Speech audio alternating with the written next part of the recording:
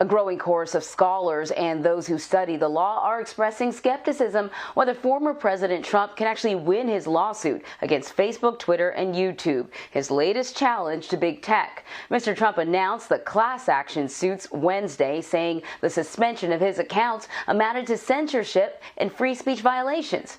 The private companies banned him in January over fears that he could encourage further violence after a mob of his supporters attacked the U.S. Capitol and responding police officers. Axios media reporter Sarah Fisher is following this story and joins us now. So, Sarah, it looks like anyone who knows anything about this sort of stuff, experts in the field, even those who have made it their business to target tech companies, say this lawsuit is not going to get off the ground. Why is it not going to get off the ground, and why do experts think the lawsuit is actually being filed, the real motivation? Yeah, it's a great question and good to see you, Anne-Marie. So basically, this type of lawsuit has been filed before, not once, not twice, but dozens of times, people alleging that they've been censored by social media. The problem is those plaintiffs rarely win those cases. The defendants, the big tech companies, almost always win. And the reason is that the First Amendment does not apply necessarily to private companies that have their own terms of service. You can't say that they're bound to the same sort of free speech principles as sort of a public actor or a state actor, because they're just, quite frankly, not. They're publicly traded companies. So that's the first reason why these lawsuits don't end up doing very well. The second reason why experts think this particular lawsuit won't do very well is because some of the things it's asking the court to review are a little bit frivolous. For example, it's asking the court to make and deem Section 230, a law that prohibits sort of tech giants or shields them from liability for the content that third parties post, unconstitutional. Well, Anne-Marie, you know this. You can't deem a law that's been passed in Congress unconstitutional. The only way that that law gets revoked is if Congress passes a repeal. And so law experts don't think that this lawsuit holds much water. They don't think it's going to go very far. Instead, they argue Donald Trump probably just brought this up to rile his base and, get some fundraising money out of it. Right. In fact, fundraising letters have been sent out. Have the social media companies responded to the lawsuits? And the experts that you spoke to, did they say that there could be a settlement anyways? Because sometimes, these companies, it's more expensive just to sort of to pursue or to fight the lawsuit, so then they just settle. The companies haven't really responded. At this point, they don't really take this very seriously, Anne-Marie. And no, I don't think that they're going to settle anything here. I mean, there's such a strong precedent in their favor that I don't even know that this gets brought to court, let alone whether or not they'd have to settle a case. So I don't think that this is something that they're worried about at all, quite frankly.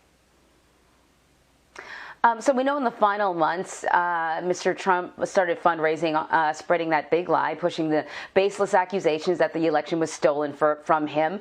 Where is the money coming from for these lawsuits, and how does money factor into the big picture in this case? Oh, that's a great question. Essentially, there is a group that supports President Trump's sort of post-presidency agenda. It's called AFPI, America First Policy Institute. They launched in April with about $20 million backing. So that's where some of this is coming from.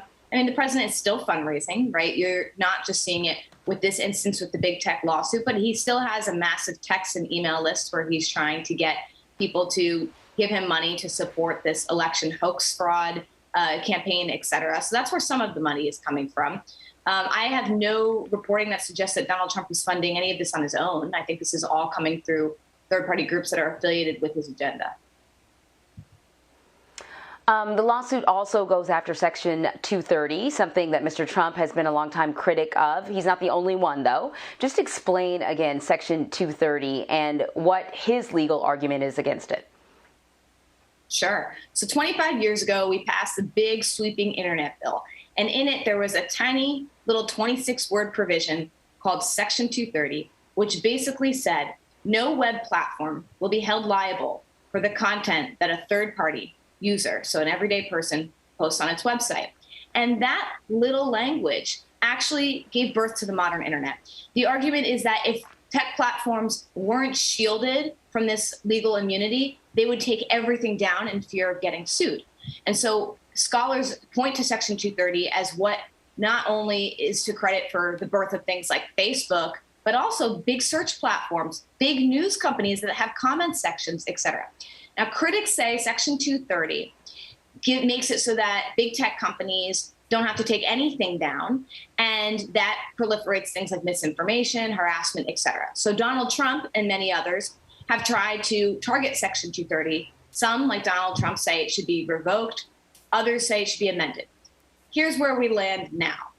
The complete removal of Section 230 is something that Congress would have to actually pass, and I think that's unlikely because it would completely upend our internet infrastructure.